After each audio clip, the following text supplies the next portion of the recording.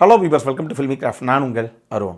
இந்த எபிசோடில் ஷாமுடைய நடிப்பில் இன்றைக்கி தியேட்டர்ஸில் வெளியாக இருக்கிற அஸ்திரம் படம் எப்படி இருக்குது அப்படின்னு தான் இங்கே நம்ம பார்க்க போகிறோம். இந்த படத்தில் கொடைக்கானலில் இருக்கக்கூடிய ஒரு பார்க்கில் ஒருத்தர் சூசைட் பண்ணி இறந்து போகிறாப்புல. இப்போ அந்த ஏரியாவில் இன்ஸ்பெக்டராக இருக்கக்கூடிய ஷாம் தான் அந்த கேஸை எடுக்கிறாரு. ஆனால் எடுத்ததுக்கப்புறம் தான் அவருக்கு தெரிய வருது, இதுக்கு முன்னாடியே இதே பேட்டர்னில் 2 பேர் தற்கொலை பண்ணி இறந்து போயிருக்காங்க.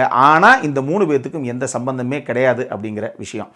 அது எப்படி ஒரே பேட்டர்னில் இருக்கும், ஆனால் சம்மந்தமே இல்லாத 3 பேர்கள்னால் இதுக்கு பின்னாடி வேறு ஏதோ ஒரு மர்மம் இருக்குது அப்படிங்கிறதுக்காக, அதை கண்டுபிடிக்கிறதுக்காக ஷாமே களத்தில் இறங்க போக, இதுக்கப்புறம் இந்த கதையில் என்ன தான் நடந்தது, இதுதான் இந்த படத்துடைய மொத்த கதையை. இந்த படத்தை பொறுத்தளவுக்கு கதைக்களமாக பார்க்கும்போது கிரைம் த்ரில்லர் ரசிகர்களெல்லாம் கவரக்கூடிய ஒரு கதைக்களம் தான் இது. ஆனால் ஏங்க இதெல்லாம் ரியல் லைஃப்பில் பாசிபிளாக என்ன அப்படிங்கிற ஒரு வார்த்தையை நீங்கள் கேட்டக்கூடாதுங்கிறதுக்காகவே 1978 அமெரிக்காவில் நடந்த ஒரு உண்மை சம்பவத்தை ரெஃபரன்ஸாக வச்சுருக்காப்புல படத்துடைய இயக்குனரான அரவிந்த் ராஜகோபால்.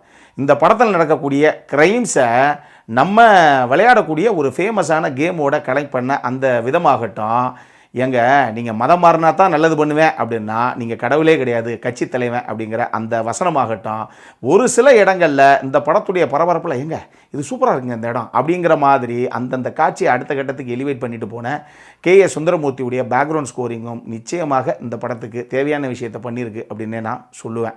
பெர்ஃபார்மன்ஸை பொறுத்தளவுக்கு ஷியாம், நிரா, நிழல்கள் ரவி, ஜீவா ரவி, விதேஷ் ஆனந்த்னு சொல்லி ஒரு சில ஆர்டிஸ்ட்டு தேவையான விஷயத்தை என்ன தேவையோ அந்த கதைக்கு அதை பண்ணியிருக்காங்க. சப்போர்ட்டிங் காஸ்ட்டில் இன்னுமே ஒரு சில பேர் பெட்டரான பெர்ஃபார்மன்ஸை கொடுத்துருக்கலாமோ அப்படிங்கிற மாதிரி தான் எனக்கு படம் பார்க்கும்போது தோணுச்சு. ஹீரோ ஹீரோயின் இவங்க 2 பேர்த்துக்குள்ள அந்த குழந்தை இல்லை அப்படிங்கிற ஒரு ஏக்கம் அப்படிங்கிற அந்த விஷயமே கூட நமக்கு எமோஷனலாக பெரிய கனெக்டை உண்டாக்கவே கிடையாது. இதுவே இல்லை அப்படின்னா அந்த படத்தில் மற்ற விஷயங்கள் எதுவுமே நமக்கு எமோஷனலாக ஒரு பெரிய இம்பேக்டை விடவே கிடையாது. இதனாலேயே ஹீரோ எப்படியாவது இந்த கேஸை க்ளோஸ் பண்ணி ஆகணுங்க அப்படிங்கிற ஒரு ஃபீல் எந்த இடத்துலையுமே நமக்கு வராமையே போயிடுச்சு. இன்னொரு விஷயம், வில்லன் இந்த கிரைம்ஸ் எல்லாத்தையும் எப்படி ஆர்கஸ்ட்ரேட் பண்ணுறாரு அப்படிங்கிறதுக்கு இவங்க சொன்ன ஒரு ரீசனு வசனம் அப்படிங்கிற லெவலில் நிழல்கள் ரவி ஒரு சீனில் சொல்லிட்டு போயிட்டாரே ஒழிய அதுக்கு ப்ராப்பரான ஒரு ஸ்டோரியோ இல்லை ஜஸ்டிஃபை பண்ணுற மாதிரி கன்வின்சிங்காக எந்த ஒரு காட்சியோ இந்த படத்தில் இல்லை. இன்னொரு பக்கம் ஸ்டேஜிங், மேக்கிங் அப்படிங்கிற லெவல்லையும் சரி நிறைய ரிப்பீட்டட் சீன்ஸை உள்ள தேவையில்லாமல் வச்சுட்டாங்க. ஒரு கதாபாத்திரம் ஆடியன்ஸுக்கிட்ட ஏற்கனவே கன்வே பண்ண ஒரு விஷயத்தை அந்த கதாபாத்திரம் இன்னொரு கதாபாத்திரத்துக்கிட்ட பேசுது அப்படின்னா அப்பையும் அந்த ஃபுல் சீன்ஸுமே ரிப்பீட்டட் மோடில் தான் வருது. இதெல்லாம் எதுக்குங்க இப்படி தேவையில்லாமல் பல தடவை ஒரே விஷயத்தை ப்ளேஸ் பண்ணணும் அப்படிங்கிற மாதிரி தான் எனக்கு தோணுச்சு.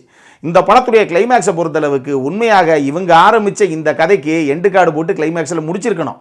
ஆனால் செகண்ட் பார்ட்டுக்கு லீடு விடுறேன் அப்படிங்கிறதுக்காக இவங்க வச்ச ஒரு ட்விஸ்ட்டு தேவையில்லாமல் இவங்க இழுத்தடிக்கிறாங்க அந்த கதையை. அந்த கதை தான் முடிஞ்சு போச்சு இல்லை அப்படிங்கிற ஒரு ஃபீலை தான் நமக்கு கொடுக்குது.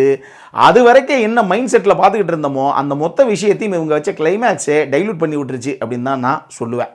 இது எல்லாம் தாண்டி இப்படி ஒரு கிரைம் த்ரில்லராக பண்ணணும் அப்படின்னு இவங்க நினச்சிருக்காங்க. இதுக்கு அந்த எமோஷனலான விஷயத்தை அங்கங்கே கொடுக்கணுங்கிறதுக்காக இவங்க வச்ச 2 பாட்டு அப்படி எமோஷனல் கனெக்டையும் கொடுக்கல. அந்த 2 பாட்டு இந்த கதைக்கு தடைக்கற்களாக மட்டுமே இருக்குதோ அப்படிங்கிற மாதிரி தான் எனக்கு தோணுச்சு. மொத்தமாக இந்த படம் எப்படி இருக்குது அப்படின்னு கேட்டிங்கன்னா உண்மையாக ஒரு நல்ல கிரைம் த்ரில்லருக்கான கதைக்களம் தான் இது. ஆனால் சொல்லப்பட்ட விதத்தில் ஒரு ஆவரேஜ் வாட்ச் ஆகி போச்சு அப்படின்னு தான் நான் சொல்லுவேன். அடல்காரனை பொறுத்தளவுக்கு இந்த படம் ஃபேமிலியோடு பார்க்கக்கூடிய ஒரு படம் தான். இந்த படம் இன்றைக்கி தியேட்டர்ஸில் வெளியாகிருக்கு. அப்புறம் என்ன, இதே மாதிரி இன்னொரு வீடியோவோட அடுத்த முறை உங்களை சந்திக்கிற வரைக்கும் இட்ஸ் அருண் சைனிங் ஆஃப்.